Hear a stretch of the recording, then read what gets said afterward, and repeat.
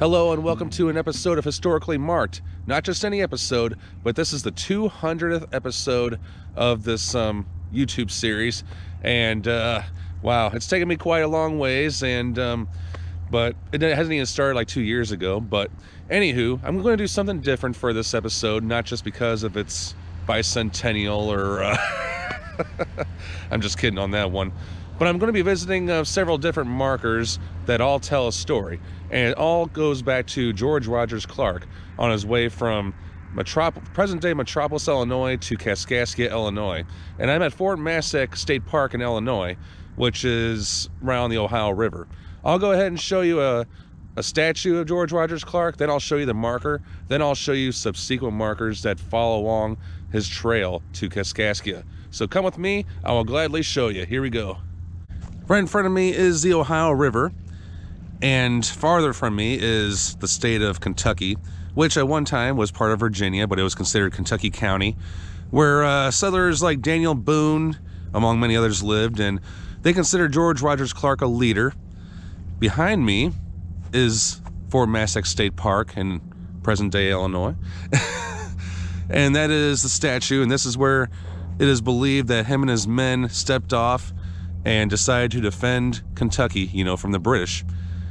And it was George Rogers Clark's goal to take away posts that are in Kaskaskia, which is miles away from here, as well as Vincennes, which is, of course, in Indiana. And this here is a memorial.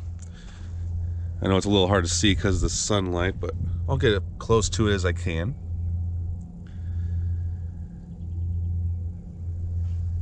And then there's a historical marker up ahead in the park. I'll go ahead and show you that.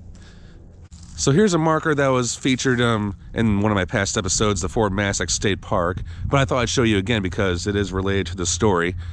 And I'll be showing you 5 different markers that talk about the journey when George Rogers Clark and his men got to Kaskaskia in 5 different places, which is very cool. But this was a starting point. George Rogers Clark arrived at Fort Massac on June 30, 1778, with about 175 men, under orders from Virginia to capture the British outposts in Illinois. British failure to re-garrison the old French fort here enabled Clark to enter the Illinois country without opposition.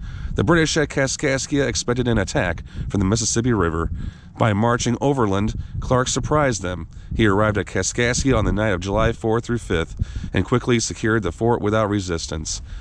Now, all these markers are sponsored by the Illinois State Historical Society, and all different dates. This one goes back to 1976, and it was co-sponsored by the Illinois Bicentennial Commission. So now we're going to go a bit north of Metropolis.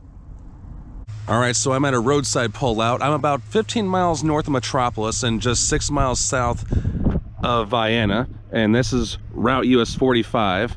And this is the first of 5 markers that are told in chronological order about the route from Metropolis to Kaskaskia. These were placed throughout 2003. This was put out in June 2003. See what this baby says. Lieutenant Colonel George Rogers Clark and his troop of 170 volunteers, principally Virginians, camped near this site, called Indian Point, on June 30, 1778. They were marching from Fort Massac to attack the British post at Kaskaskia. This was the first of 5 campsites on that march. Clark's men would take the post at Kaskaskia and layer the British fort at Vincennes, Indiana. This work helped secure the Illinois Territory for the United States during the Revolutionary War. All right, very cool stuff. All right, I'm going to go ahead and take you to the second one, which is a little bit north of here, and I don't know how many miles. I want to say maybe 20, but let's take a look. So I'm at the spot where I believe the second one was placed. The second one in the out of 5. There's a sign here, but the Illinois State Historical Society one is gone. It looks to be. I believe it was placed right here because the website for the Illinois State Historical Society says it was exactly here, and Google Maps did too. But I'm going to go ahead and put the text on the screen of what it says. So